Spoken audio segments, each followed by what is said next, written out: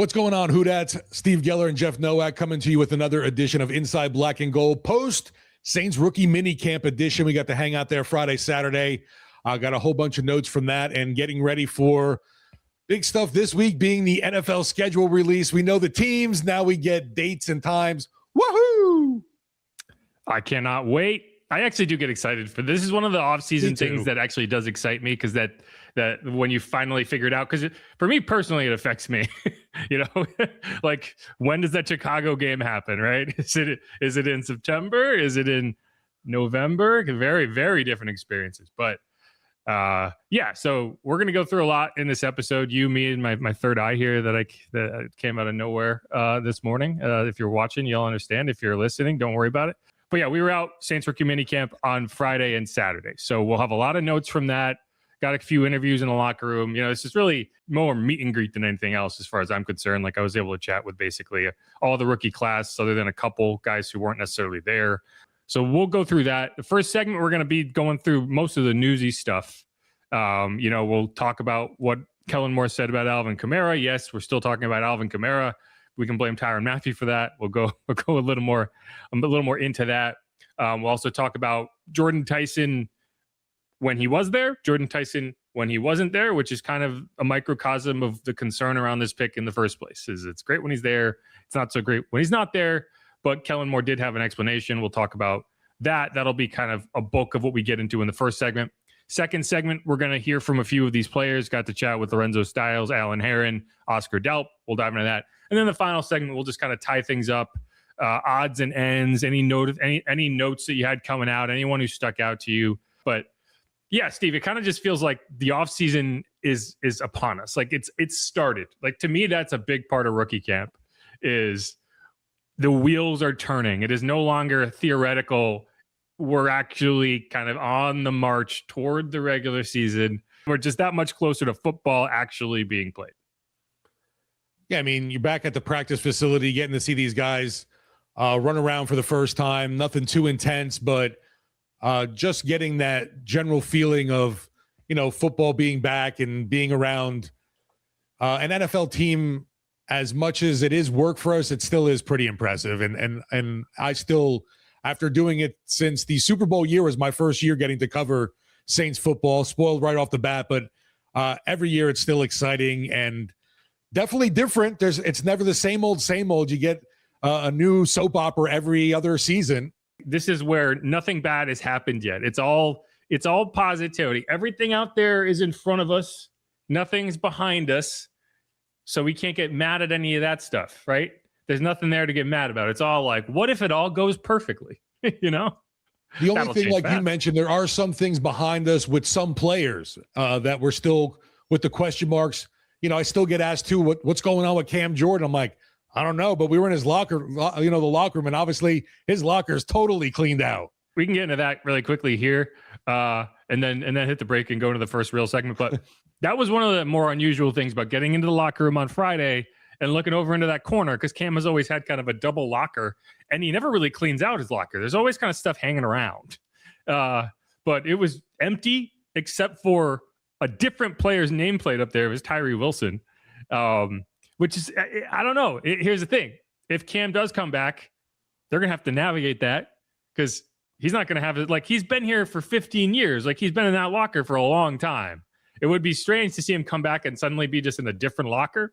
I'm not saying that's why he's not going to come back or a sign that he's not coming back, but it was kind of a jarring thing to look over there and be like, oh yeah, it's empty. Yeah, that with, you mentioned with Alvin Kamara, still that going on. And there's been absolutely nothing we've heard any kind of whispers about Taysom Hill. Yeah, that one's a little bizarre. And we don't really have any information to share on that, but yeah, it's been crickets to the degree that's like almost weird. And so it makes me wonder if there's a retirement pending, and we'll have to wait and see. But like I said, that's going to be the episode. It's going to be mostly all rookie minicamp, but a few things about players on the roster, stuff that was talked about this week. So let's hit a quick break. Again, this is Inside Black and Gold. I'm Jeff Nowak. He is Steve Geller. If you haven't subscribed yet, please do that. Please go over, if you're listening on Apple Podcasts, hit the rating, hit the review, tell us what you think. Tell us what number of stars you believe we deserve. I only ask that if you believe it is less than 5, you tell us why. That's my only request. That's nothing annoys me more than like a 3-star review and I don't even know what I did to tick the person off. Don't you want to hear why if it's a 5-star too, or you just want the 5-star? Well, I assume it's a 5 stars. There's not a lot of negative feedback, but if there is, please share that as well. I actually prefer negative feedback. The positive feedback doesn't do anything for me. It's nice to hear, but I don't gain anything from it. I gain from the constructive criticism. So like, even if you're being mean, I don't really mind, because a lot of times when you're being mean, it's because I did something dumb. But either way, please go do that if you haven't already. If you're watching on YouTube, please ring the bell, subscribe, make sure you get those notifications. And while you do that, we're going to hit a quick break and come right back. Stick around. Again, this is Inside Black and Gold.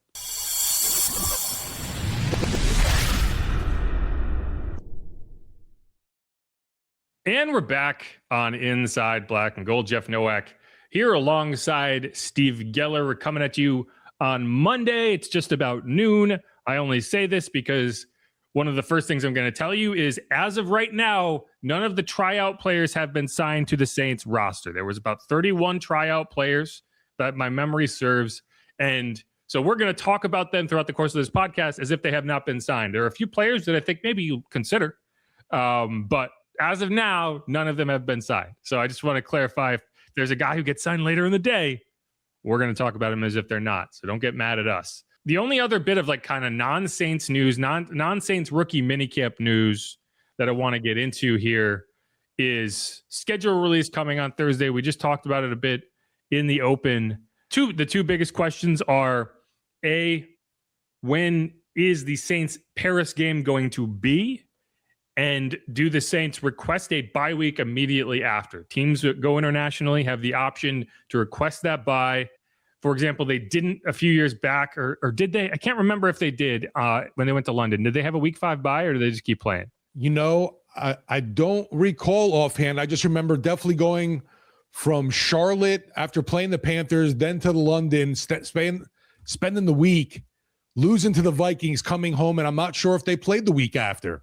I remember that year. It was weird because it's like, you don't, like, a week 4 bye is rough. You know, I don't, that's definitely not your ideal. So let me look really quick. Yeah, they did not. They actually didn't have a bye until week 14 that year. So they decided, hey, we don't want the week 5 bye because that's too early.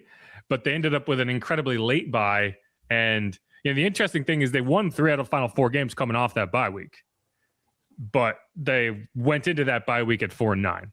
So it's going to be interesting. You know, we've heard week 8 against the Browns.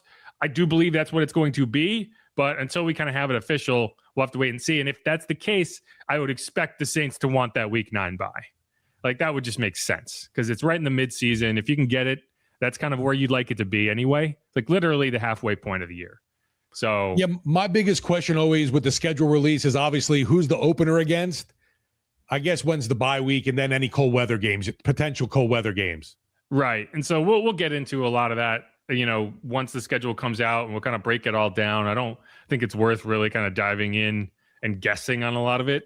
No, right. But so the international slate should come out on Wednesday. So we should get that by Wednesday. And then the full schedule release will be on Thursday. Typically, you know, games will leak out throughout the course of the day. The league has been trying to kind of tamp down on that, because they really want these schedule release videos to go viral and whatever, and this, that, and the other thing. There's only so much they can do, but they can kind of increase the thumb on the teams to the point that the teams don't feel like it's worth handing these advanced schedules out. So what's crazy is I don't even know what's real and what's not anymore online as it is. So anyone that releases any leaks now, I'm like, how, you know, who's this from and how do they know? It's a good point. Like, if someone just posts a picture of the schedule, right, it's so easy to generate an image of like a fake schedule printout, right? So you do have to be careful. Everything you see online now, you kind of have to wonder if it's real or not. But the other question for the Saints, and yeah, the opener, whatever, how many, you know, when your road games are, how these road trips stack up, blah, blah, blah. But also primetime games. Yeah. Saints, one of 3 teams last year that did not get a primetime game. I don't think that trend is going to continue for another year because they have an interesting quarterback.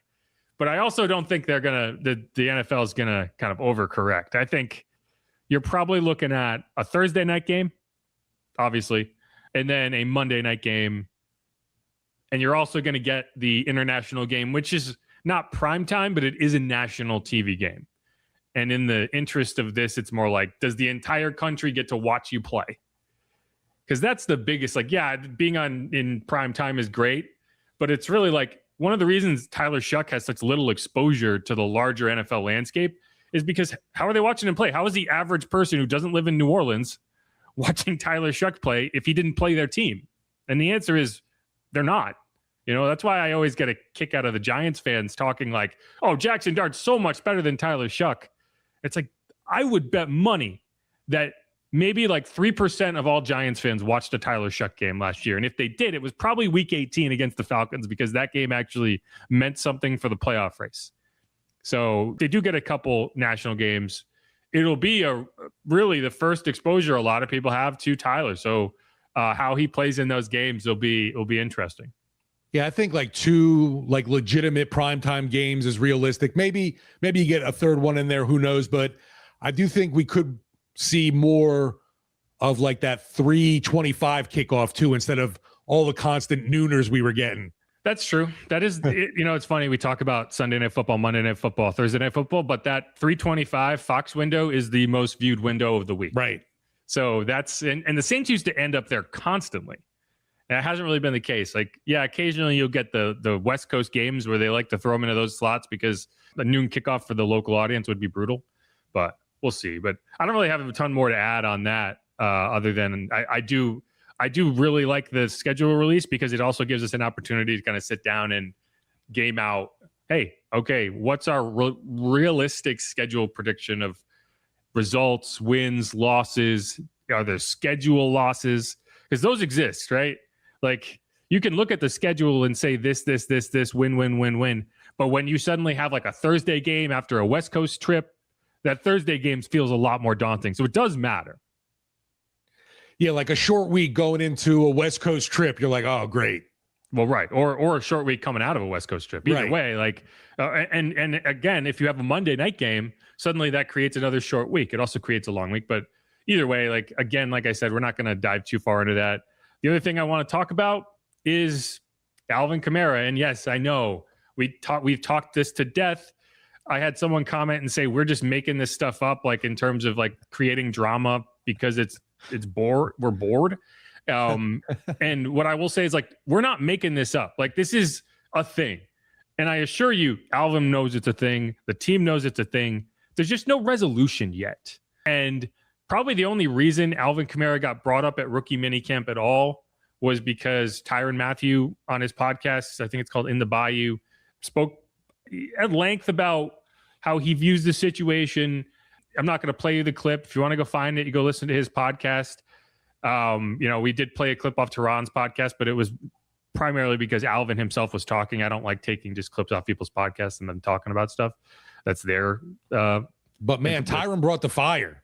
But yeah, he did, and he kind of pointed to some issues that, whether the claims are 100% true or not, I can't speak to. I do believe what he's saying in the sense that there is some animosity in that building in terms of how Alvin Kamara factored into the Dennis Allen firing, and in large part because after that point, he hasn't really done anything, right? Like, he hasn't delivered on whatever promises he made that if you remove this guy, things will get better, right? After DA got fired, Alvin got hurt and missed the end of that season. Last year, he was really ineffective and then got hurt and missed the majority of that season.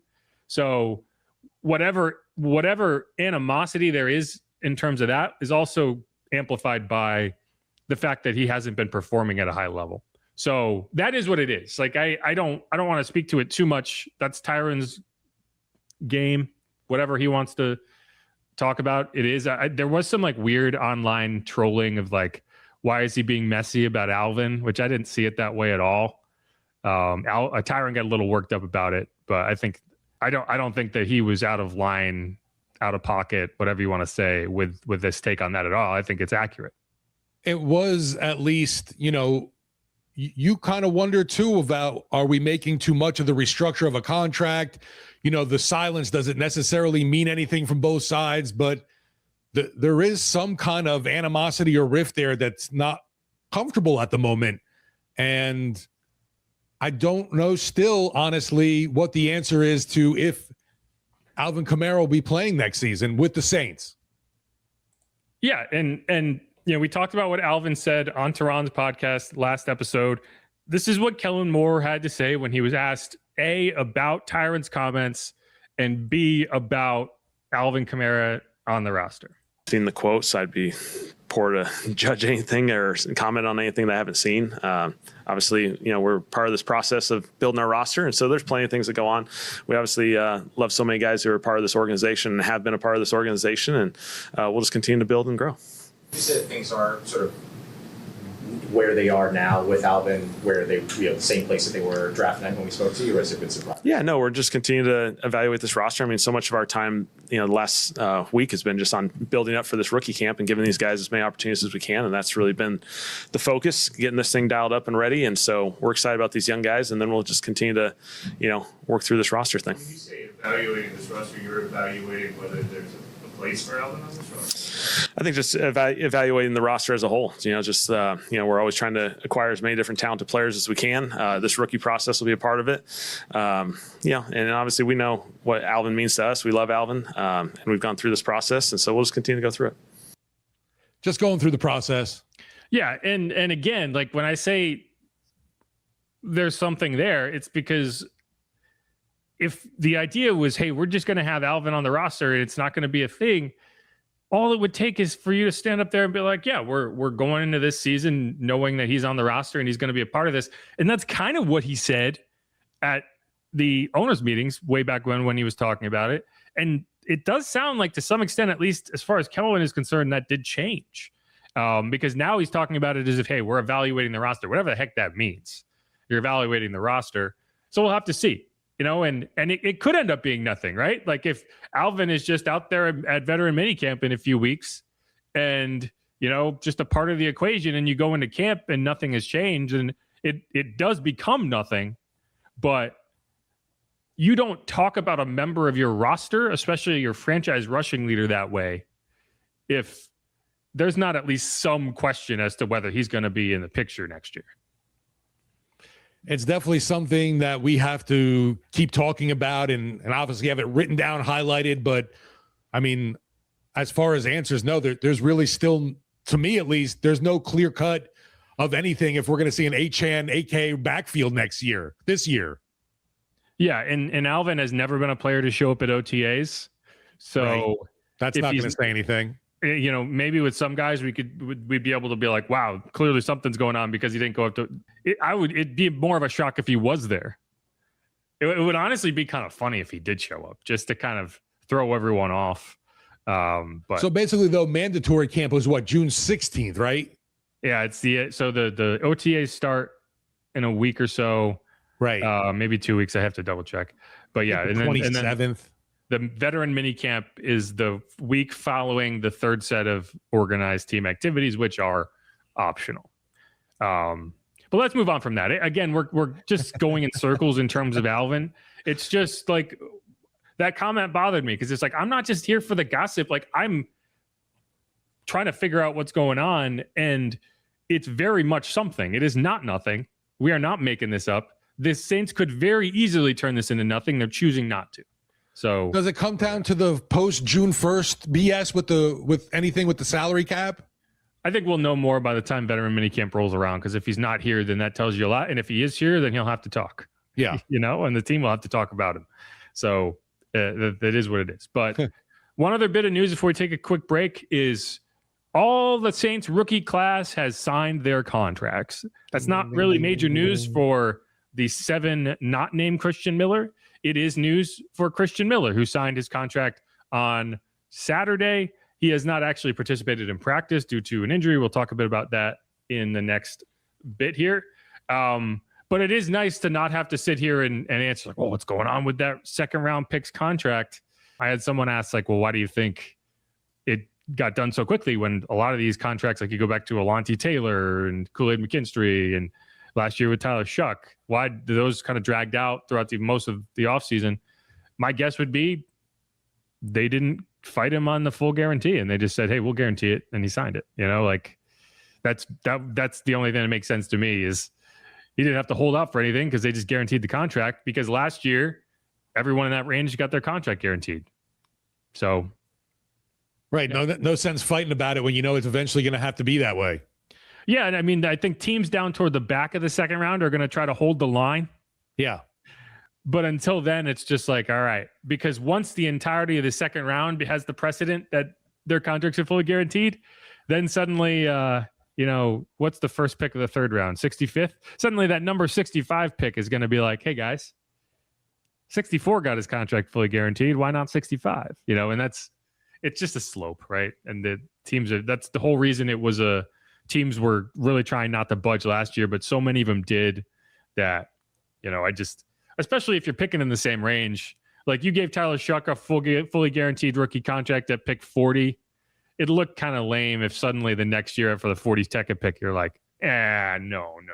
So, and we'll have to see. Like, that's my assumption. I don't have the contract in front of me, but for it to get done that quickly, the Saints couldn't have been playing hardball.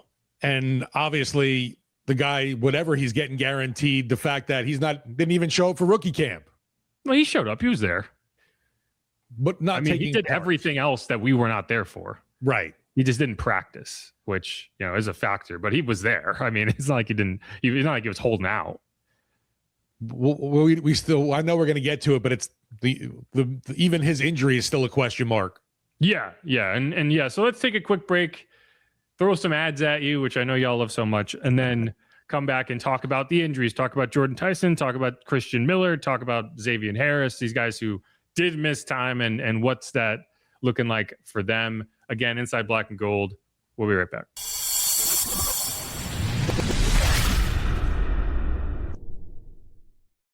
And we're back on Inside Black and Gold. Jeff Nowak here, Steve Geller there. And yeah, rookie camp. We went through a lot of the non-rookie news in the last segment. This segment, I want to get into the players who were A, on the field, and then not on the field, or B, not on the field at all, which that's the latter two, or Xavier Harris and Christian Miller, the two defensive tackles who, are dealing with some kind of an injury. We know Xavier Harris is dealing with, or is coming back from foot surgery, so that was not a surprise. Christian Miller is dealing with something. We don't know exactly what that is. Kellen Moore has said, hey, we're going to put guys on plans and whatever. It is what it is. I don't, we'll get more information if he's not out there at OTAs, and hopefully he is, and we can go forward. But the biggest news was Jordyn Tyson, who was out on the field on Friday, looked fantastic, didn't seem to have any limitations whatsoever. But then Saturday rolls around and he's not out there. So obviously Kellen Moore was asked about it, and he had, basically the same answer he had when he was asked about Christian Miller. But this is what he had to say about Tyson missing Saturday's practice. Injured yesterday? No. Again, just similar for these guys. We finally get our hands on these guys. They've been through a lot, whether injuries last year, off-season training, and all that sort of stuff. We just put these guys in our system, and similar to last year, you probably saw rookies who were, in and out of different activities, and so very similar to a number of these guys that didn't participate. So is that a plan to go like a planned absence then? Yeah, this will just be planned, just based off of putting together a plan for him. Just to clarify, so I guess people understand, why do some of these guys already need a maintenance plan on day 2? Is that from things coming in, or from something you saw on the tracker or whatever? It can be a combination of both. Things coming in, obviously, Jordyn had a number of things that came up last year during the season. So, hey, we got him in our system now, and let's just start building this thing the right way. And, similar to a number of guys we had last year as well. Well, would that be a similar approach for him during the spring, like during OTA and stuff? Yeah. I mean, early on this acclimation phase, and so we'll get him in there, and we'll just start building it the right way, and we'll take it kind of day by day. With Tyson, would it be fair to say that it's like still that the hamstring just kind of the ramping up from? Yeah, he dealt with the hamstring, and obviously, again, we just want to build these guys up the right way, and so that's what's awesome about these last couple of days is our training staff, our sports performance guys, they really get involved with this, get around these guys, they get some field work, and then we kind of put these guys on different plans just to be really successful. And then about like training camp, the expectation would be 100%, like we'll probably see some of this throughout. Yeah, again, every guy's going to be on different planes here. Again, we focus on, hey, building these guys up the right way through this whole offseason program. when you get to the veterans will be here, again, you guys will see phase 3. There'll be veterans in similar plans where, hey, they may be limited to certain exposures. Again, we're building these guys up so that the whole goal is OTAs is just a continuous build up. And then when they leave this place, they just keep going on their own for a few weeks. And then training camp, we just keep going. And so different than, OTAs and take this long break and go back to ground zero or ground, first level, like let's just keep building. And so that's the goal for all these guys. Yeah. So again, that's Kellen Moore talking about Jordyn Tyson, who practiced on Friday, appeared to be a full participant, didn't see him limited in any way, was actually a little surprised at how much work he got in, and then was inactive on Saturday. He was pretty adamant that it was not an injury. It was maintenance, a maintenance plan, whatever, to make sure you can get through it. And I don't really have an issue with that per se. And we'll talk more about it, but Steve, what did you think of that explanation? It was, I expected, to hear that kind of, layout of being able to take it easy with Tyson, since the injury history is coming back from the hamstring. We're going to hear plenty of ramp up periods, maintenance, whatever you want to say. But honestly, we're out there and you're looking and we're, checking off the names and numbers on our attendance. And when you didn't see 0 out there, was definitely, a sigh you let out going, really? Come on. It's just day 2 and they're just in shorts and helmets. Maybe I definitely got bent out of shape early on about it.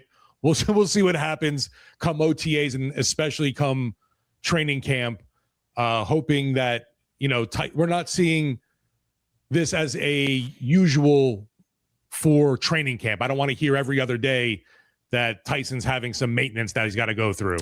Right. And again, like when we did the preview the other day, I was like, I wouldn't be stunned if he's not out there at all, because I think if guys are dealing with literally anything at this point, and especially if they're a draft pick and they're not fighting to necessarily make the roster in the same way that a UDFA or a tryout player would, yeah, don't put him out there. Like take it, play it safe. Make sure that, okay, so he had an 11 route pro day a few weeks ago. That's probably the biggest work on Friday. It's probably the most work he's gotten all offseason. So he probably did wake up sore on Saturday. Anyone who's gone to the gym and worked out a part of your body that you haven't worked out in a while, the next day you wake up and you're like, ooh, yeah, I definitely can feel I did something.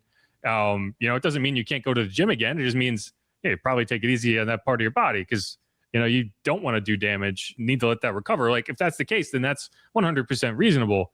My only issue is I asked Kellen on Friday whether Jordyn was 100% over any hamstring issues or anything like that.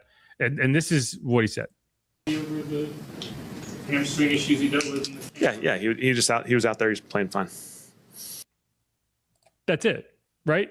And here's the thing, like, I don't mind if you brush off my question or whatever. Like, this isn't me trying to be butthurt about not getting a question really answered, but if that was your opportunity right there to say, well, we're still kind of figuring things out, right? We're going to have him on a maintenance plan. And if there's tomorrow an issue he won't or anything, be taking part, since you knew it already. Right. Well, see, here's the thing. The way he dismissed that question and then suddenly he's not out there makes me feel like something changed. And that's why the reaction was, oh no, he must've got hurt in his first practice, right?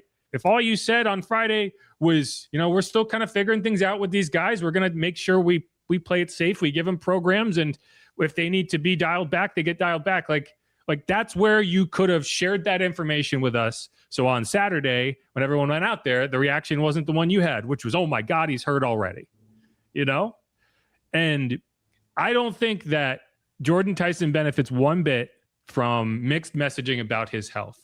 No. And if this is the 5th round pick, if this is whoever, a UDFA, it doesn't really matter. He's going to go out there and he's going to do his thing, and you're going to put him on whatever program you put him on. This is the number 8 overall pick. This is the highest pick you have made in more than a decade. There's going to be a spotlight on him. We already know that from a health perspective. The Saints need to be cognizant of the messaging around, yeah, if you're going to have him get regular rest days, tell us. Make that clear. Because otherwise it's just going to be this media narrative spinning out of control that he's always hurt. And maybe he is. But again, they're not doing him any favors by not kind of making the situation clear. So that is what it is. And it's not a good look that he's already not participating on Saturday. Even if they just sent him out there to like jog around and be limited, that would have been a better look. So yeah, I expected at least to see him on the bicycle, right? Yeah. And it's an overreaction, right? If he's out there for OTAs and, you know, isn't missing every third day in training camp, then we're never going to talk about this again. But one of the concerns about the draft pick is exactly what happened this week, right? Or last weekend is, man, he's out there on Friday and he looks fantastic. He looks like he could change the outlook for this team on his own. He looks like he could be a weapon for Tyler Shuck. He looks like he could be a 1,000-yard receiver, completely, you know, overhaul this offensive attack into this dynamic system. And you go home on Friday thinking about all the possibilities. And then on Saturday, all those possibilities just add to the frustration because he's not there for you to see them in action, right? Like that's what his college career was like. That's why in the draft process, everyone was like, you know, I love him. I think he might be the best wide receiver in the draft, but I don't know if I can trust him. He did say he got a blister. Yeah, he did mention that. And here's the thing. That's a factor to me, right? Like, right. Because if you have a blister on your foot and suddenly you're kind of running to accommodate that and you tweak something else, like that's it. At this stage of the offseason, a nasty blister is enough reason to keep somebody off the field. That's why, like, I don't really have an issue with it from Tyson's perspective. I think probably what you could have done is Friday, you give him a light workload. Saturday, give him a light workload, and he's on there both days. Or you could have done what they did, which was Friday, you give him a heavy workload, and then Saturday, you know, you dial it back, right? Like, I don't have an issue with it. And I don't think it's going to be a problem just based on what's happening right now. I think the Saints have to be smarter about the messaging with him. It's tough because, you know, he's trying to give out as little info as possible without, I guess, getting questioned more about it, but it's just going to, it makes it almost worse. Yeah. And I don't know how much Jordyn pays attention to that stuff. I hope he doesn't. I think it would be a mistake if he did, but players of this era live on social media. They grew up on social media. For sure. They don't miss anything. Right. So it is what it is. And it's like, you're just going to become the topic of talk shows of like, see, we told you, right? He's hurt all the time. And I said, I got butt hurt right away. And, you know, the more you're going over things, it's like, all right, it's rookie camp, whatever. And then we got voluntary workouts coming up. I could see them still being careful, but I mean, you know, come training camp time, every snap, every rep is so important for these rookies. Yeah, but again, like, you should be careful. Like, you should be cognizant of this process. And what Kellen said is 100% true. Last year, there were rookies who came in on programs, and you know they worked their way up and they built up their callus of these workouts. And then by the end of camp, it was what it was. Same thing with the veterans. You're going to see that with some of these guys coming in next week, because they're not all going to be a full go right away. Everyone's going to be on their own program. That's what big part of Ted Rath's job is, and I think he does a good job with it. So again, It is what it is. It's what we're talking about because we have to be talking about it. I almost wish they didn't give us Saturday access so we wouldn't have had to have this conversation. Yep. Right? Because they didn't have to. Typically, we only get one day. It was weird that they gave us 2 days. And because we got a second day that we didn't really need, it ended up being all about Jordyn Tyson's injuries. But dialing back from that and kind of focusing on Friday, what were your thoughts about what you saw from him on Friday? Again, he did get a full workload. He was in the team drills. He did everything. Looked like a legit NFL wide receiver, obviously. And when you see the other guys out there, for sure stood out amongst the rest of the talent at wide receiver.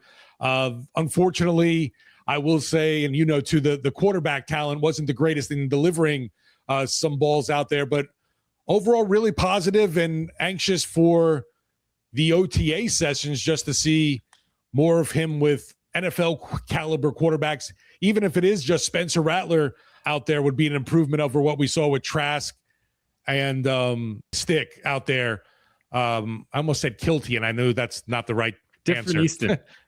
You did have Easton Kilty snapping the ball to Easton Stick, though. That's true, right? Yeah. But yeah, thumbs up on what we saw.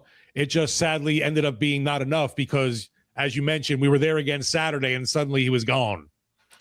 Yeah, I think the way I framed it on Friday was like, if you just dropped down from space and had no understanding of the Saints roster, who they had drafted, and I just told you, hey, one of these guys was a number 8 overall pick. Who is it? And they went out there, they would be able to figure out pretty easily who that was. He just moves in a way that is special, right? He moves so well that it's easy to forget he's 6'2", 206. Like you watch him move around and you would never assume that.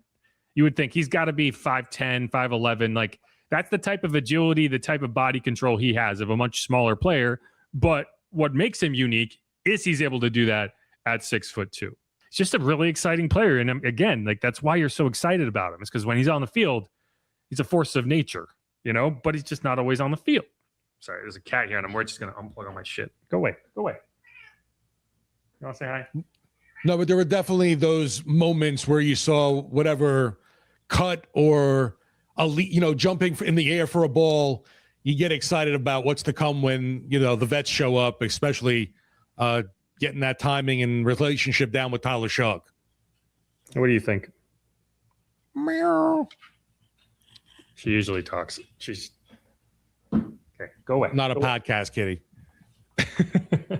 I just didn't want her to unplug everything. She's off the record, kitty. Yeah, no, I agree completely. One of the other things that I thought was interesting is he doesn't wear gloves when he practices. And it's an interesting decision because, you could drop balls because you're not wearing gloves and it makes you look bad. If I was a UDFA receiver or like a tryout receiver, I would never even consider it because every single drop would be, potentially impacting my ability to make the roster. With Tyson, he doesn't have to worry about that. And I honestly think it makes sense to me. I had someone say, like, why would you practice the way you don't play? And to me, it's like, I want to ramp up the difficulty in practice as much as I can. Yep. And if catching without gloves is more difficult, yeah, do that because the gloves exist to make it easier. The gloves don't exist to make you catch differently. Like, I think it's more likely that you develop bad habits because the gloves are so effective and you can do stuff in certain ways with the gloves on that aren't necessarily a good idea, right? I think you have to be a more technically sound pass catcher to be effective without gloves. And then when you put the gloves on, you're still going to catch the same way, but it's just going to be a lot easier. So I have always kind of wondered why more people don't do that. Either way, that's basically what he said is like, that's just how he's always practiced. And I think it's I don't know, like I think it trains your hands better if you don't have the gloves on. Yeah, as of right now, thankfully with Tyson, the last thing I'm worried about is hands. Yeah, right. He can catch the ball. And so, yeah, like I'm excited about him. And I almost wish, again, we didn't go out there on Saturday at all because I wish that all I had to talk about was how good he looked because that kid is a special athlete. And it's going to be clear the second he steps on the field. The funny thing is I remember, one of the guy I compare him to is like Odell Beckham Jr. in terms of how he moves around, but he's 3 inches taller. But the other similarity to Odell Beckham Jr.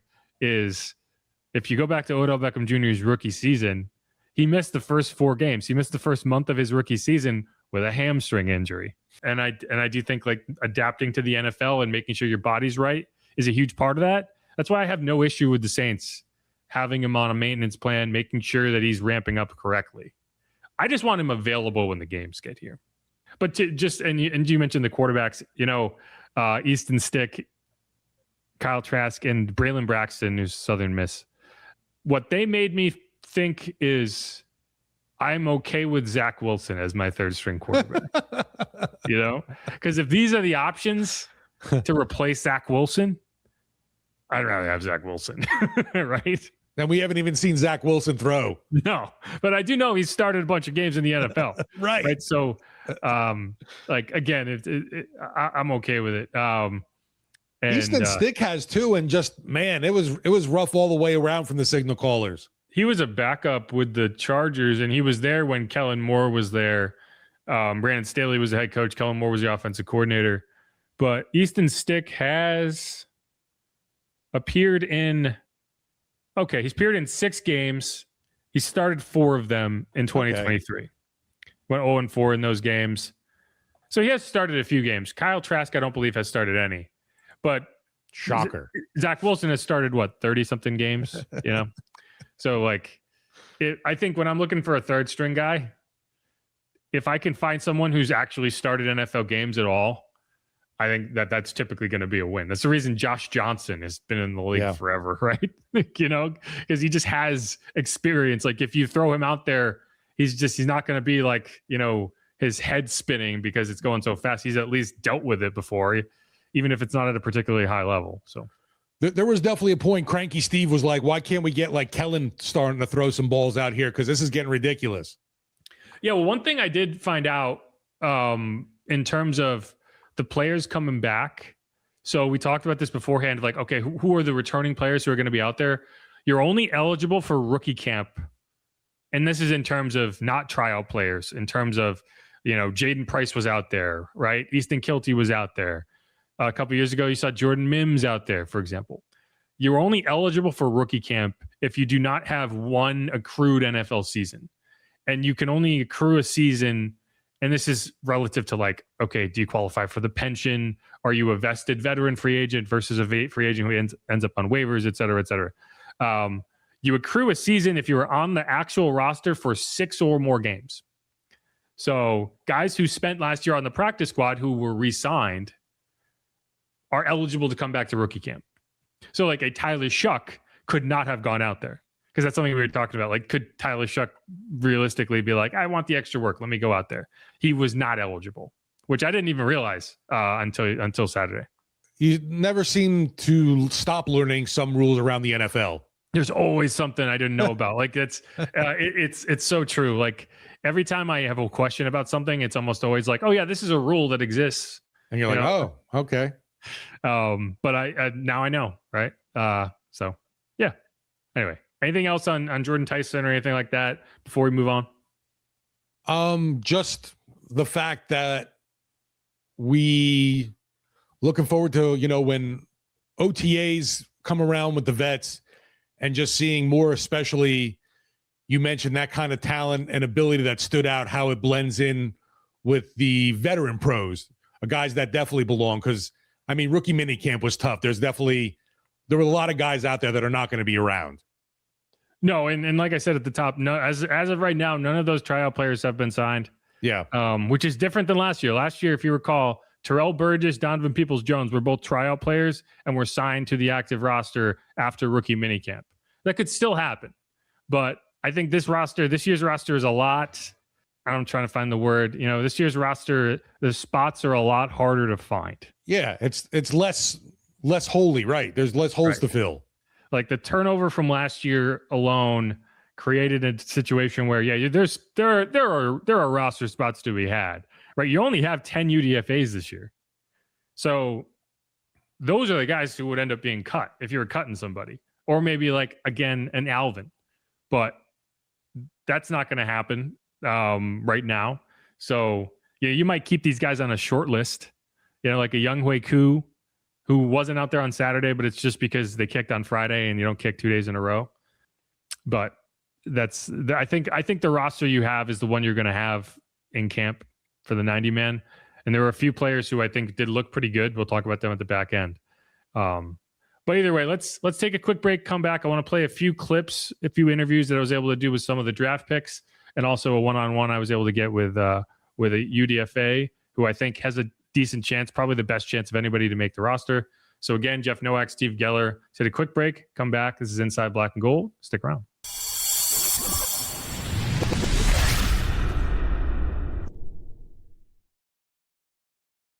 And we're back on Inside Black and Gold. Jeff Nowak here alongside Steve Geller, diving in on Saints rookie minicamp. We went through Jordyn Tyson. We went through the health. We went through all that stuff in the first segment.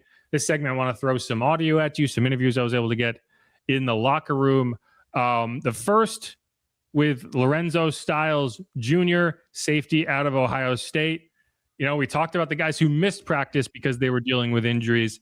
Lorenzo is a player who, despite working his way back from shoulder surgery, he was a participant both days of practice, didn't work in the team drills. He's still kind of working his way back to 100%, but excited to see him out there at all. And this is what he had to say when I chatted with him on Friday. Rookie minicamp in the books. How you feeling? I feel great. Still getting acclimated. I'm happy to be here. Feel great. Was this kind of the plan for you to get on the field? Are you a little ahead of maybe the schedule? How's the shoulder feeling? Shoulder's feeling great. Just following the protocol of what my team has for me here. But I'm progressing well. Are you a full go? I'm not full go. Just following what the team has me doing right now. How much did you work in the slot at Ohio State, and do you think that could be kind of a vision for you here? They call it the star here, like it's a little bit of a difference. Yep, nickel star, all the different terminology. I got a lot of reps at Ohio State. Primarily, that's where I worked in at. So I've been doing that for some years now, so I'm ready to, day one, really go compete for that spot. And what are what's important at that position? Quickness. You also, it's different. It's unique than corner, and it's different than safety just because you have to have like the coverage ability, then also being able to be able in the run fit. So I think showing my full acumen in that spot in particular, and then the physicality and speed and everything that it takes to play DB at a high level. Yeah. So again, that's Lorenzo Styles, 5th round safety out of Ohio State. I didn't expect to see him out there. I expected them to take it slow with him, but they clearly did not. They clearly felt like he was ready to go, at least from a non-contact perspective, right? Like if there was any kind of tackling drills, stuff like that, he wouldn't have participated. He's coming back from labrum surgery, but it is a good sign to see him out there right away. And, we'll see how it goes from here. I do like his mindset because I do want to see him competing for that star role right away, even if it's maybe not realistic for him to win it out of camp. I love the mindset too. He's like, yeah, shoulder's still, you're rehabbing back from. He's like, my feet are fine. Yeah, I think Kellen said that as well. Like, it's like, yeah, he can run around. There's nothing stopping him from doing that. Which, the upper body injuries I do think are a little easier to rehab from because you can at least stay in shape. I think Lorenzo's an interesting player for this team. I think he's a developmental player. I think he's a developmental prospect, but he does come out of kind of I don't know if you'd call it a pro style offense, pro style defensive system. Matt Patricia was his defensive coordinator at Ohio State. Matt Patricia, obviously a longtime NFL coach, both an offensive coordinator and a defensive coordinator, which is unusual. You don't see that a lot. He was also a head coach with the Lions for a few years there. Didn't go particularly well, but Matt Patricia is a guy that understands how to run an NFL defense, right? So I think Lorenzo is going to come into the league with a bit of an advantage over some other players in terms of what he's going to be asked to do and what he's ready for.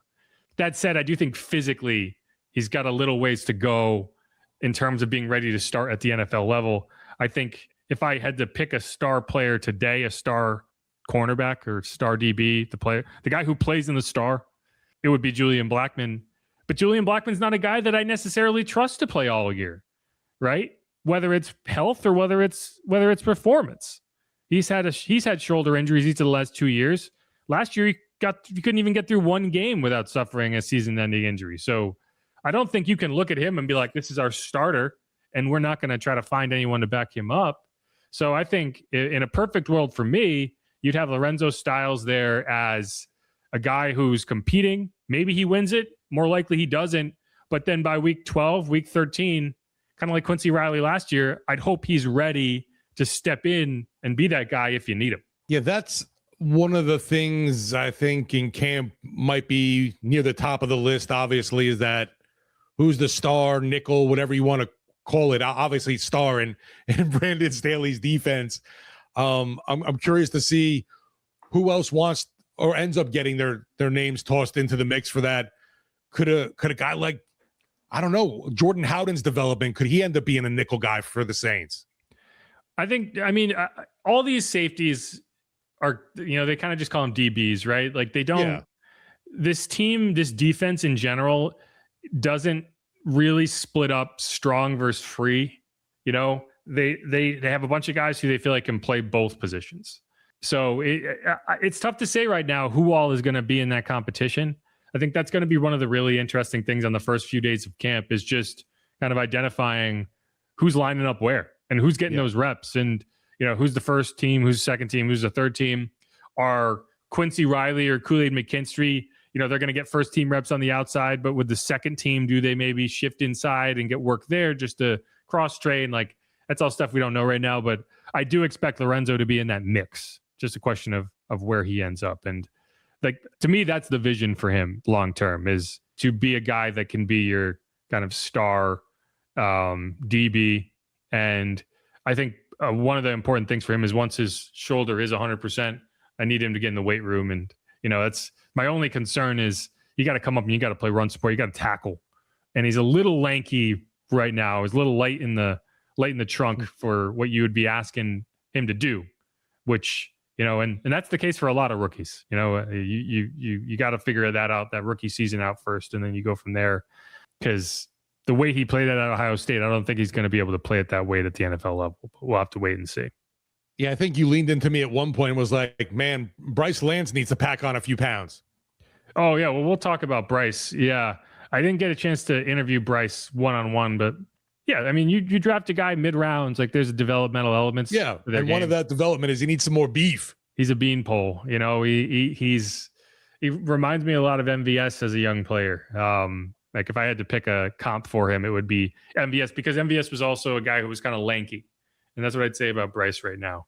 But one guy who's not lanky is Oscar Delp, who, you know, a guy, if I had to look at these rookie draft picks and say who's built to play in the NFL right now, Oscar Delp is that guy for the Saints.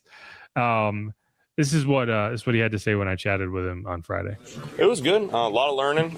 You know, luckily at Georgia, like it was very fast tempo, like I expected, and just a lot of big physical dudes. So I learned a lot, and I'm excited to get out here and compete again tomorrow, and just go to these meeting rooms after this, and just figure out the good, bad, and the ugly, and just grow from it. Obviously, you haven't done a ton of it yet with no contact, but the amount of blocking and off the kind of inline work you were asked to do at Georgia, do you think that helps you kind of adjust to the NFL? Because a lot of things we hear from tight ends coming in is like that's the biggest transition, is learning how to block at a pro level. For sure. I think Georgia put me in a very successful position with, developing me as a true tight end, all-around guy.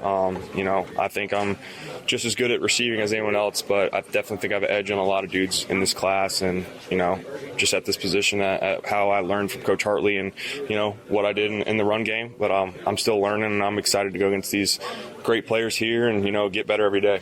Gene, have you got a chance to talk with Tyler Sharkalai yet? Like, what's your question? Oh, he seems awesome. I got to eat breakfast with him this morning. I've talked to him a little bit. He's not out there practicing with us yet, but, picked his brain a little bit and just excited to get out here with him soon. Yeah, so again, that's Oscar Delp, third-round pick out of Georgia. And, the funny thing is, one of the negatives that is brought up for him is kind of, okay, we don't really know what to expect as a pass catcher. There's a lot of quote-unquote untapped potential. That's the term we hear a lot. But the funny thing is, I think that works to his advantage, right? Because I do think that you watch him play, and there is a lot of potential there in terms of as a pass catcher. And I do think over time you're going to see that. But one of the things that I would guarantee made him attractive to the Saints, and one of the things that's going to get him on the field early in his career, is all that time he was asked to be in line and block and basically be an extra offensive lineman for Georgia. Like, one of the things you hear about tight ends coming to the NFL, and I talked to Noah Fant about this when they signed him, this was true for Juwan Johnson, and Juwan obviously came up as a wide receiver, but like being a proficient, reliable NFL blocker is one of the most difficult things for these young tight ends to come up as doing, because they're all just coming up as athletes, right? And there have been some really good athletic tight ends who have had great careers in the NFL, but it's really tough to trust them early in their careers. And it is limiting in your offense if you can't just say, hey, go out there in line and block that end and hold them up. Like, give us enough time to run a play. I have no concern whatsoever of Oscar being able to go out there and do that, because he was required to do that at Georgia against SEC defenses his whole college career. And so when he says, like, I feel like I'm in a much better chance, much better position to succeed than a lot of these other tight ends, that's why. Because all these other guys are going to show up and suddenly have to block at a level that they have not a majority have not had to in their college careers. But for Oscar, the role he's going to be thrown into is one that he's very comfortable with. And as the season goes on, and maybe Juwan or Noah gets hurt, misses a game or two, and suddenly he has to step into that role. Maybe he just plays so well that he takes a role away from one of those guys. Like, I really like the way that he's set up to grow into a role at the NFL level, because a lot of guys have to end up doing it the other way, and it's a lot harder to do it the other way. Yeah, for me, you asked that question of if you didn't know anything about football or an alien come into practice and you saw these guys for the first time. For me, it was Oscar Delp standing out, but that's just because size matters for me. And I see 6'5", 245, and I immediately was like, who's that guy?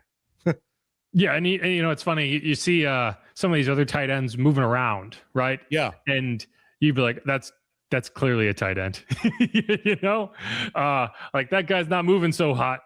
And Oscar, you watch, it's just very natural. It's just the ability to not only play at that size, but to be fluid and turn your hips and then locate the ball and catch it. Like, you know, the tight end position is so fascinating in the modern NFL because, you know, the blocking only tight end doesn't really exist anymore.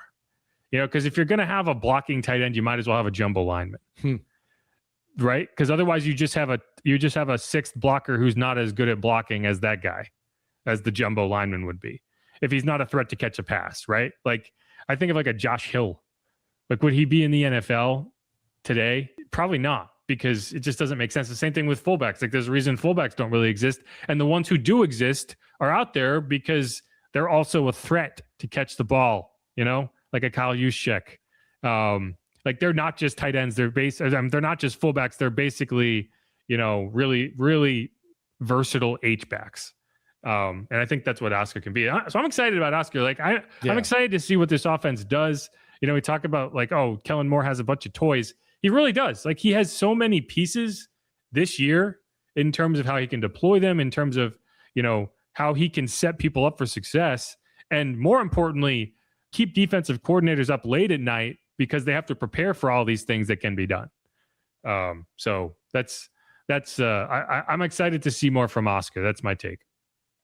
I'm with you, just because too, obviously the talk has been the lack of receiving stats, but whether, you know, going down the seam or in the flat, I feel like we've already seen the ability to have those hands that are going to be reliable enough and used because, you know, with all the attention on the outside, stuff should open up for him for sure.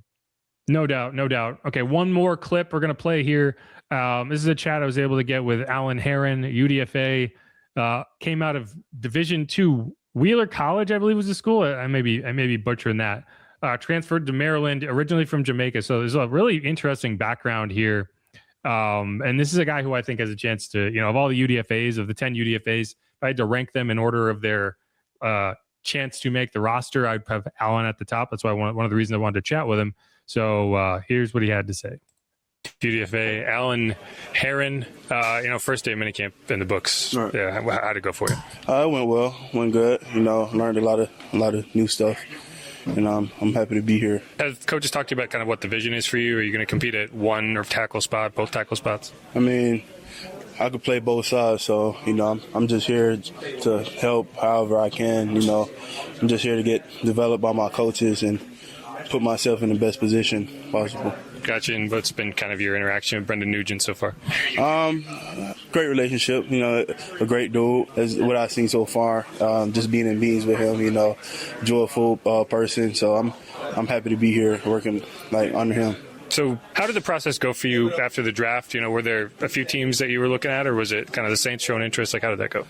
Yeah, I mean, I've had contact with every team, you know, so the Saints was like my only 30 visit, and okay. You know, they really liked me, and I liked it down here when I came down here. So, you know, it wasn't any doubt in my mind where I wanted to play if I didn't get drafted, for sure. And what did you like about it? Everything. Yeah, I like everything about it. You know, the fan base is crazy, great fan base, so I love it.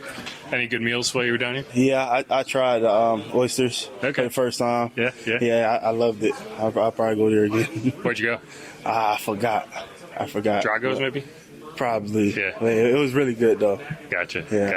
Well, I mean, so what would you say you're most excited about just getting to the NFL level? What do you want to show people?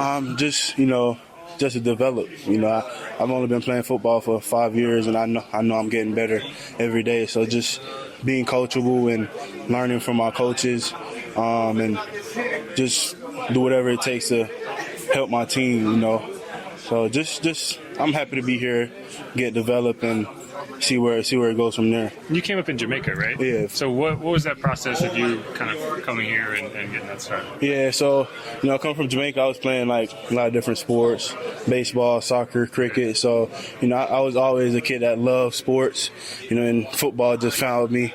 So I used all those sports to translate to football, and it went well. So I'm here playing football now professionally. So. If it wasn't football, what would your next sport be? Probably baseball. I was really good at baseball. I played outfield my junior year. My senior year, I played first base. You probably had to put on a little bit of weight once you. Yeah, for sure, for sure. Gotcha. Well, I do appreciate it. Yes, sir. Thank you. Yeah, can you imagine a 6'6", 315-pound first baseman? Challenging Judge there. Yeah, I don't think he was playing first base at 300 pounds, but you know, it is always interesting. Some of these guys come in from internationally, and you know, like football's not the sport there, right? So a lot of these guys, you know, you'll hear guys in the NBA who like played soccer. I think Joel Embiid played soccer in high school, and it's like that guy's 7 feet tall. You know, can you imagine playing against that guy at soccer? But just to clean something up, he went to Division II Shorter University. I don't know why I thought it was Wheeler, but Shorter University. And yeah, so you know, you had him out there. You had Jeremiah Wright out there, who was the 4th round pick. And what I will say for Allen is, I didn't see a huge difference in them in terms of the way they moved, in terms of the size. Like, I think both of those guys have a really good athletic build for their skill set. And so I'm rooting for him. You know, I think offensive tackle, kind of backup tackle, swing tackle is a position that this team needs to figure out. Awesome Richards is there on the last year of his deal. I think you kind of want 2 on the roster. He did say he could play both sides of the line. He's done it. That's a big deal to me. That's why Landon Young was here, right? Landon Young recently, he signed a contract earlier this week with, who was it? Saw it yesterday with the Jets. Landon Young signed with the Jets.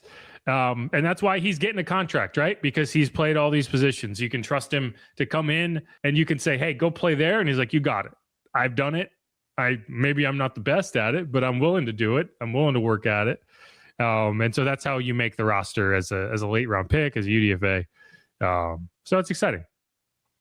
You remember him standing out much at the Senior Bowl when you were there? It's tough. I mean, there's so many guys. I mean, I'm sure if I went back through the clips, I could find some work from him. Clearly, he stood out to the Saints. Right, exactly. You know, and that's the important thing. Whether he stood out to me in general, because yeah, I mean, there's so many players out there. It's hard to get a good look at everybody. But he was at the Senior Bowl, so I mean, I would be surprised if that's not the main reason he's here, is because Saints got a really good look at him there. Kind of reminds me the story, at least, of someone like a David Onyemata, who hasn't really been around the game as much, and someone obviously that's going to need a little bit of developmental time. Yeah, well, David was a 4th round pick, I want to say, but yeah, I mean, there's a lot of players who you look at and say, yeah, they got to the game late, so there's more to learn. I can't remember who I was talking to, but like personally, if I'm an NFL, you know, scouting department, if I'm an NFL coach and I'm talking about developing players, if I had the choice between, you know, a small school guy who I feel like has as much more room to grow compared to, you know, a guy out of Ohio State who I feel like has kind of reached their ceiling, has peaked, I'm going with the small school guy. If I'm talking about a depth guy on my team that I feel like I can develop, that's probably where I'm going to lean, because I do think that Allen has a really intriguing skill set, and you can coach him up and you know, see if you can turn him into something. See if you can polish that, you know, coal into a diamond, right? Put him under some pressure and see what happens. But that's the last thing I got for this segment. You got any other notes before we move on? Let's wrap it up. All right. Again, Jeff Nowak, Steve Geller, Inside Black and Gold. Hit a quick break, come back, just close out with some, you know, smaller news tidbits from camp, guys who maybe stood out. What are your thoughts on the draft class? This, that, and the other thing. Again, if you haven't subscribed yet, please do that. Otherwise, we'll be right back.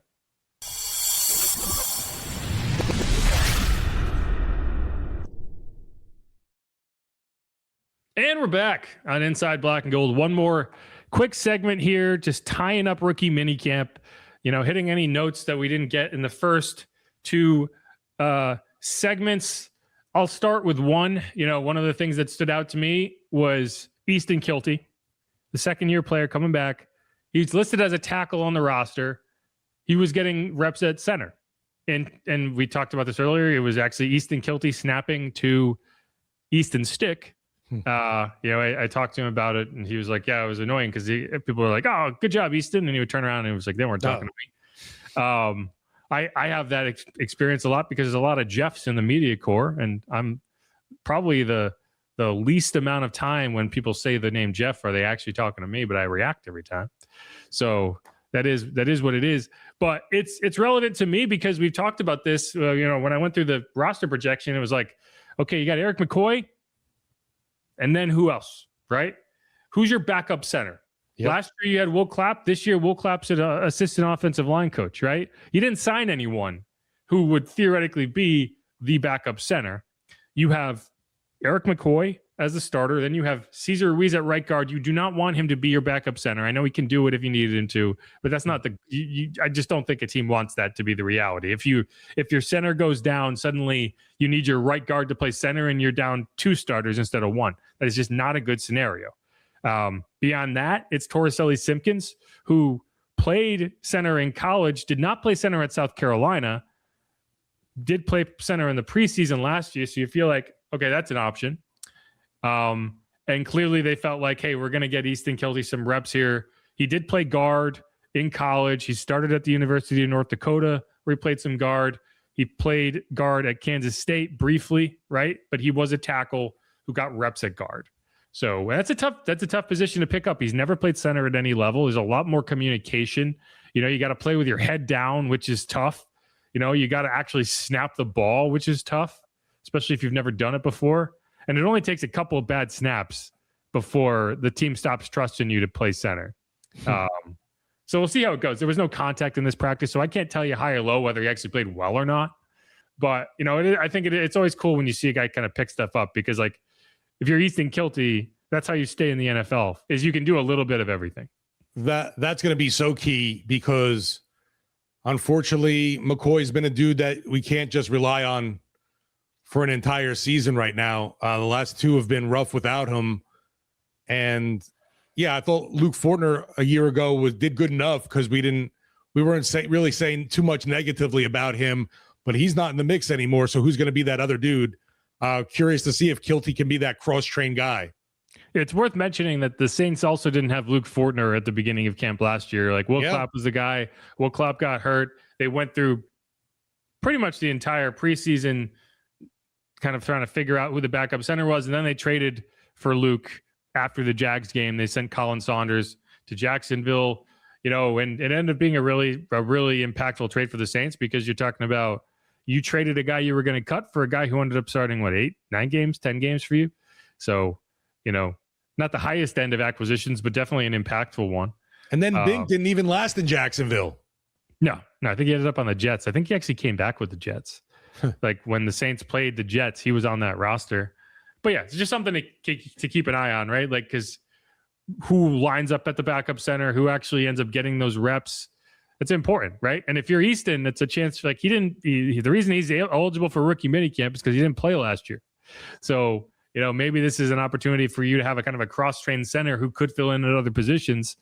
And maybe that can be a way that he makes the roster. A couple others, you mentioned Bryce Lance. Like, I think it's a really intriguing player, raw.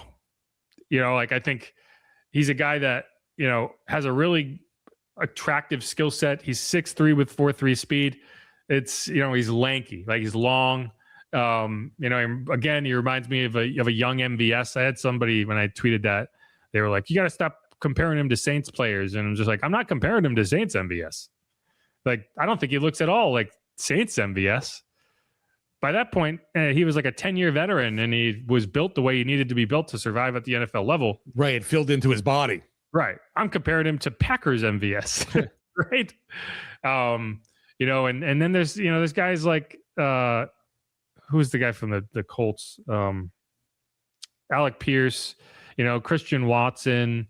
See a few comparisons to that, and generally speaking, yes, he's kind of a lanky guy, long arms, really good speed, can attack downfield, and you can have a lot of success when you are that size and you can run that fast because you throw the ball up to him downfield, even if he doesn't have separation, he's able to go up against a DB that's definitely overmatched in size and speed and make a play on the ball. And so the question becomes, can he make those contested catches? And that was always a thing for MVS. Like, you could throw him the ball down there. It was just a question of whether he would catch it or not. I think Bryce has some more explosion. Like, you look at his explosion numbers in terms of the vertical leap, the broad jump. Like, I think he's a bit more of an explosive athlete than some of these other guys in terms of what they can do. But he's a guy that I don't anticipate being a huge part of the attack early in his career. So, yeah. No, definitely a developmental guy that's going to, get some snaps. Hopefully this year we get to see him a little bit, but it wouldn't be, I think we've talked about this too, one of those guys you end up seeing inactive on game days. Yeah, I would expect him to be inactive early in his career because I don't think that, I'm not saying he's going to get cut. I'm just saying you can only have 48 guys active on game day, and I don't think he's going to be your primary return guy. And I don't think he's going to be useful on special teams beyond that. And I don't think he's going to be a guy that you slot ahead of anyone else, like a Devon Vele or, I think you're going to have kind of 4 wide receivers who are your primary, snap getters on barring injury. And I just don't think he's going to be in that mix, right? Now, a guy that probably is going to have a role because he will be your primary return guy is Barion Brown. No doubt. Who I really like Barion Brown. I don't know what his ceiling is. He definitely has a lower ceiling as a receiver than some of these other guys, but he does have decent size and, he can make plays. He had the play of the day on Saturday. He made kind of a diving catch. It was Braylon Braxton who threw the ball. He got up, kind of zigzag to the end zone. I don't know if he would have gotten tackled or not. I would argue he wouldn't have, the way he was able to, the quickness with which he was able to kind of jump up and get downfield. He spiked the ball against the back of the end zone. I don't know long-term, what his ceiling is, but I do feel pretty confidently that he's going to end up being a fan favorite just because of his personality and the types of plays he can create when he gets those opportunities. The same way a Deontay Hardy was a fan favorite. Same way Rashid Shaheed was a fan favorite. When you can create explosive plays, you pick up a lot of fans in a hurry. And Barion Brown is an explosive play waiting to happen, and you can use him in a lot of different ways. Yeah, that special teams usage is definitely going to be key early on for him. But yeah, when you talk about a yards after catch, this is a dude that he can do some exciting stuff with the ball in his hands. I'm not quite sure yet either where he kind of slots in to this wide receiver depth chart, but overall, definitely his special teams acumen make him someone I do expect to see a lot of this year. Well, right. And that's when I talk about Bryce Lance and I say I expect him to be inactive early in his career, barring injuries, it's the opposite for Barion. I think if you keep 5 wide receivers active on game day, one of them would be Barion as your primary kick returner, punt returner. And then you could see him get involved in the offense if in game someone goes down, someone sprains an ankle or whatever, and you suddenly need someone to go out there. I think despite being a lower draft pick, Bryce was a 4th round pick, Barion was a 6th round pick, but I think that Barion probably gets opportunities earlier in his career because I expect him to be the kick returner and the punt returner.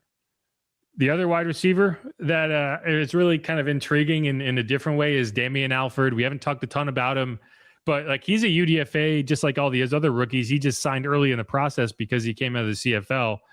But you talk about size, right? You talk about 6'5", whatever. That dude, that listing is not a joke. That dude is yoked as a wide receiver. So much so that it's hard not to see them trying to take the same path that Juwan Johnson took down the line. It's just tough to be a 6'5", 220-pound wide receiver, and not just be a small tight end, or in his case, a regular sized tight end. But he's an intriguing player. I understand why they brought him in. Yeah, that's another one that we'll see how things shape out with this depth chart, but obviously the size stands out for this dude. Yeah, and again, it's very similar looking to Juwan Johnson. Remember, Juwan was not a tight end when he came into the league. He played in games as a wide receiver as a rookie. That was the 2020 season. That was Drew Brees' last season. I remember he was in that game against the Chiefs, as a wide receiver. And that was his first NFL game. That was the first game that Brees came back from his rib injury in 2020. If you remember that season, you had a bunch of games with Taysom Hill, and then Drew came back against the Chiefs, and you had guys he was throwing to guys like Lil Jordan Humphrey and Jawan Johnson, who at the time was like, who the hell is that guy? So we'll see. Like, then there's a few other wide receivers that I thought were really intriguing, right? Some tryout players. You had Caleb Blaha, who was a quarterback, a D3 quarterback, won the D3 version of the Heisman, but he came in as a wide receiver, really good athlete. You also had Brock Rechsteiner, who is the son of WWE Hall of Famer Rob Steiner. Yeah, he was getting a lot of attention this weekend. Well, the dude is, I mean, here's the thing. If Brock Rechsteiner doesn't make it as a pro football player, he's built to be a pro wrestler. Like, he is jacked. Like, to the point that it's like, Jesus, how is that even possible? You know, he's got really good leaping ability. He's a tryout player from Jacksonville State. It's just, you know, if this was last year, I would say, yeah, go sign that guy and see if you can find a spot for him. Like, I don't need Donovan Peoples-Jones. I'd rather have that guy. This year, with the wide receiver room that you have already, it's just really tough to find a roster spot for him. Like, I think both of those guys, I think Caleb Blaha and Brock Rechsteiner should be on an NFL roster for camp. I just find it really hard to find. I just think it's really difficult to find a roster spot for them on the current version of the Saints. Yeah, and I mean, the whole depth chart for the Saints, even some of the guys that were around last year, like a Mason Tipton, is he going to be in the mix for this year? I mean, he'll be on the roster in camp. He's going to have a really hard time making the roster out of camp the way he has each of the last 2 years. And it's tough to do what he did in making a roster out of camp as a UDFA. Like, that's hard enough on its own. And this year you just add you draft 3 wide receivers, man. You know, and you have 2 coming back who are definitely on the roster. No, and then you have a Jalen Polk position that you traded for. Like, that's just a real tough nut to crack. You know, and the cart's way out in front of the horse here. Like, we don't know how camp's going to go, but like that, when you draft 3 wide receivers, guys like Mason Tipton end up on the short end of that. Yeah, even a dude like Bub Means, we keep waiting for something to happen, but it's always been negative. Yeah, right. A 5th-round pick from 2 years ago. Like, it's hard to see. I had to have him. I had him cut on my 53-man roster projection because, like, what can he even do to supplant these other guys? Like, it's tough. And like, injuries can change everything. You know, you never know. But yeah. So, you know, I think that's pretty much it for me so far. Like, I could sit here and tell you some of these tryout players look great, but you're just not seeing a ton. So I'm not gonna, you know, if they sign one of these undrafted guys, someone on defense I thought was pretty good. The corner, Deshaun Jones, had some pass breakups. At Alabama. Yeah, exactly. So stood out a little there, and I could see him, fighting for some depth in that corner room. Yeah, I think he was wearing number 42, if I recall correctly. Now, he had a couple of pass breakups, but again, it's like 9-on-7. Yeah, no contact. So it's really tough. You have quarterbacks, you know, like the quarterbacks were not delivering the ball very well. I think every throw Kyle Trask made was behind a guy. Actually, I'm sorry. Easton Stick was the one that really struggled. Kyle Trask wasn't good either. If I had to pick one of the 3 quarterbacks out there to keep around, like if I had to, right? If you said keep one of these guys, I would have gone with Braylon Braxton because it's also a fun name, Braylon Braxton. I'm sure Jimmy. No, it was definitely rough, and thank God this was not the Saints rookie class we were grading. Yeah, and so that's my last question for you. Like, so getting to see the full rookie class minus Christian Miller. Yeah. What are your initial kind of thoughts? Like, how do you feel about it? Are you more excited, less excited than you were on draft night? What are your thoughts? I think I'm about the same going into OTAs. Obviously wanted to see more from things. Was good, though, that we did see the one day with Jordyn Tyson, just because, we've seen all the clips I can watch on YouTube or NFL.com, but getting to see him up close and personal is a lot different. We got to interact with him a little bit, too, in the locker room. We mentioned him, not a man of many words, but still a kid that you could tell is excited to be here and just raring to go. Want to see what he's able to put forward. Already coming to the Saints, too, with a little bit, I guess you'd say, that swag factor when you're showing up with a designer handbag and some fancy glasses walking in for day one of rookie camp. And just overall, like I mentioned, too, with Oscar Delp, want to see more from him, that tight end, just because you survey the field when you're taking attendance and looking over guys. And I was like, who is that mofo? I want to see more from him. If there's someone that can unlock it, I know. And Kellen Moore, I trust with that. Yeah, you know what? One of the funny things is we watch these practices, and but to me, the biggest thing that I take out of it is I get to go in the locker room and kind of just talk to these guys for the first time. A lot of times, I'm just introducing myself. Oscar Delp is a player that I expect we're going to hear a lot of interviews with. Jordyn Tyson is a player that I think we're going to interview a lot because he's Jordyn Tyson. And it's not that he doesn't I don't think he's against being interviewed. He's just kind of a short answer guy, but I don't think he's a cliche guy. I think he's you might get a 10-word answer instead of a 50-word answer, but there's actually going to be an answer in that 10 words, which I would prefer. It's not the most soundbitey of situations, but I do think that you're going to get some information out of him, and maybe information that he might not otherwise want to share. He's just the type of kind of like Alvin in that way of I don't think he has the ability to. I don't think he has much of a poker face, if you will. Plus, it was first time in a group of gaggle of people you've never met before. That's always interesting to me too. If you get to pull some of these guys to the side for those one-on-ones, it's a hell of a lot different early on when you're not used to dealing with.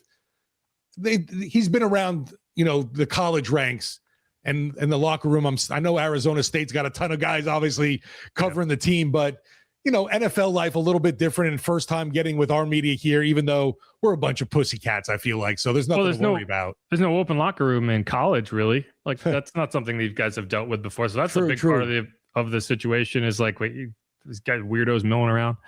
Right. I was able to chat with Jeremiah Wright briefly. I was able to chat with the TJ Hall briefly, who we haven't really talked about.